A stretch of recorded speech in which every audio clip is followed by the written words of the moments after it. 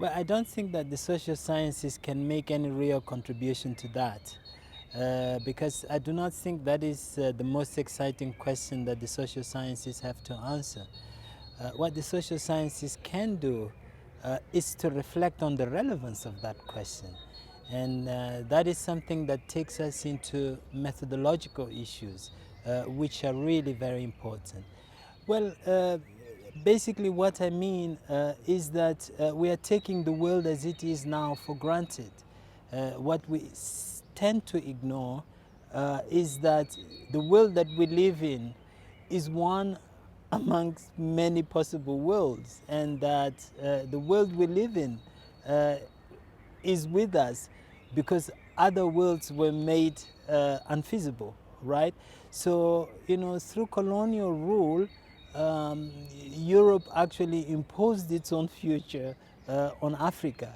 So the future that never was is exactly, precisely, you know, the future that was stolen, was taken away from Africa. So that is what I was talking about.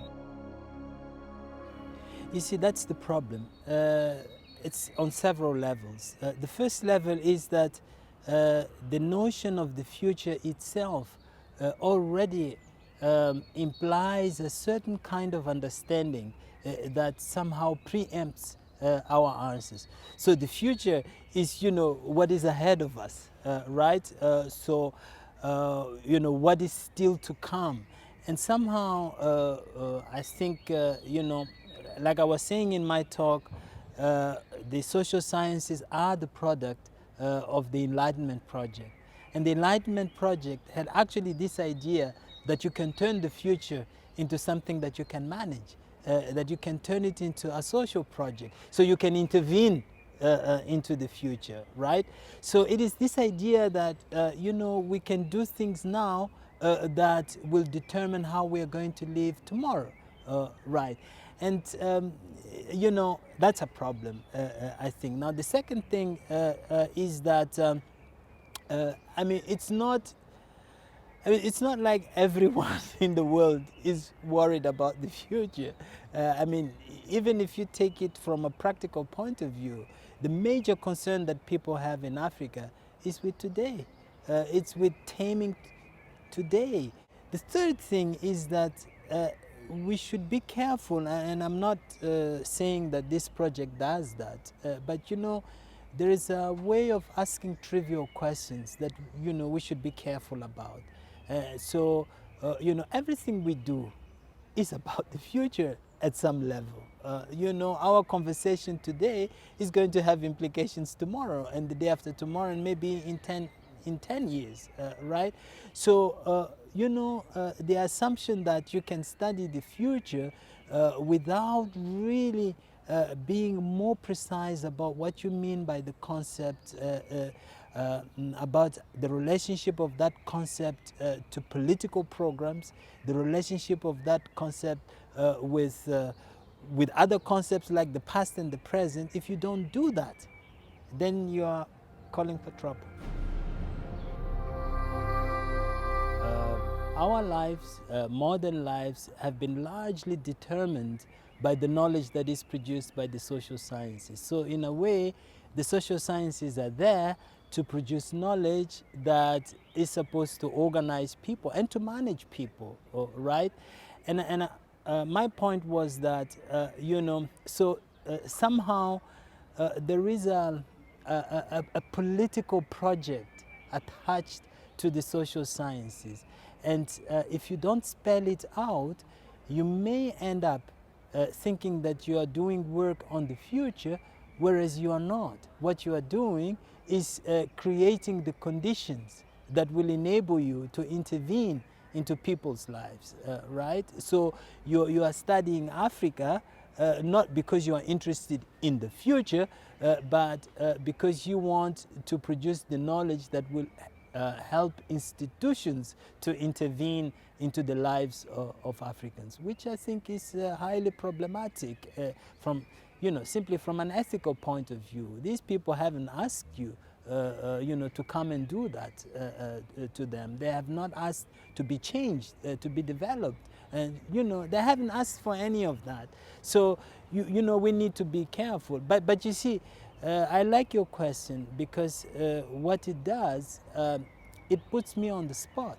Because you see, I'm criticizing all of this, and the force of my criticism comes from who I am, from the fact that I am an African, right?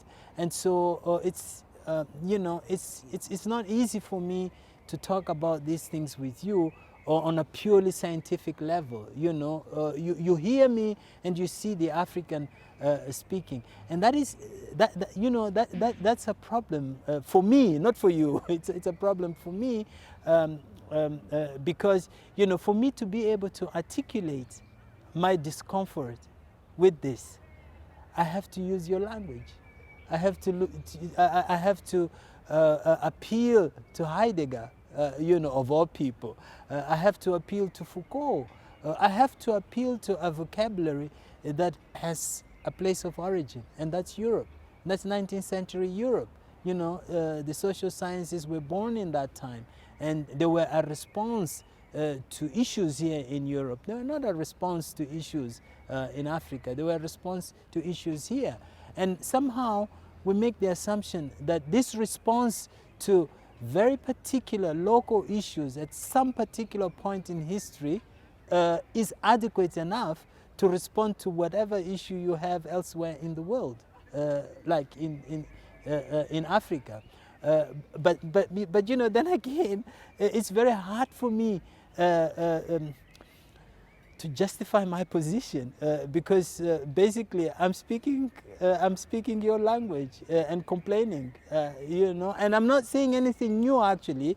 If you look back into the history of European intellectual thought and so on, it takes someone like Montesquieu and his Persian letters. So these Persians who visit France and stay there in Paris for 9 years and write letters about Europe and make Europe strange, right? In the way that I'm trying to make Europe strange now. And that was done by Montesquieu, a French thinker. Or take de Montaigne, another French thinker, who writes about the cannibals, right? And who asks the question, who are actually the cannibals? The American Indians who eat the people they kill in war, or us, who kill people in the most horrible ways, and don't eat them, right? So it's your question is a very tough one. But you found a very elegant way to and I take it as critique from within, right? Yes, that is it. It's a critique from within, but you see, the problem is that it's very hard for people to see that it is a critique from within because it's me making it. So what they see is an African speaking, but what they fail to see is that the African who is speaking is one who is using their vocabulary. I'm not using any vocabulary that you wouldn't understand. But this is what science is all about, I think.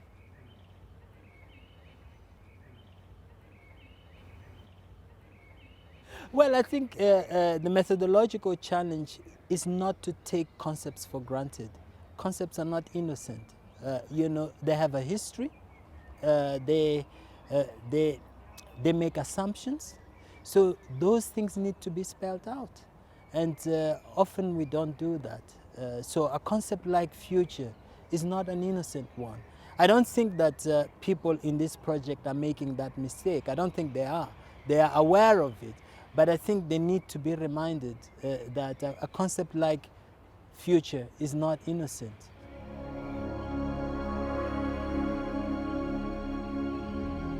The first thing is that I don't think that it is a bad choice to focus on rural Africa because you choose your object depending on your research interest, particularly depending on what you want to understand.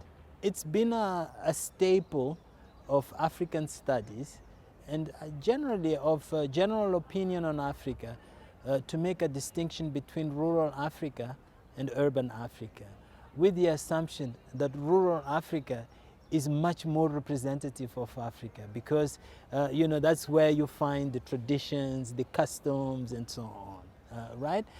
And it's a problematic assumption that people make, because rural Africa is actually a product of history, right?